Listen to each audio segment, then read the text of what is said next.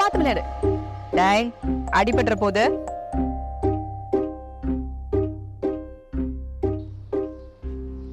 வாடி கிறுக்கி, உடம்பு சரியில்லைன்னா வீட்டுல இருக்க வேண்டியதானே?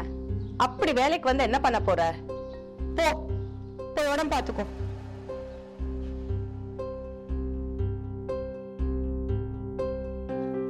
நாங்க துபாய் வர்றது இருக்கட்டும், வேலை வேலைன்னு சுத்திட்டு இருப்பான் அந்த கிறுக்கன்.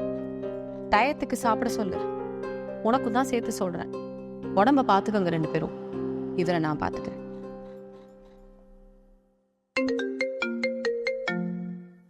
தம்பி, ஒன்றும் பண்ண முடியாதுன்னு சொல்லிட்டாங்கப்பா. பேரனை கூட்டிட்டு வந்து கடைசியா காட்டிடு, பார்த்துக்கட்டும்.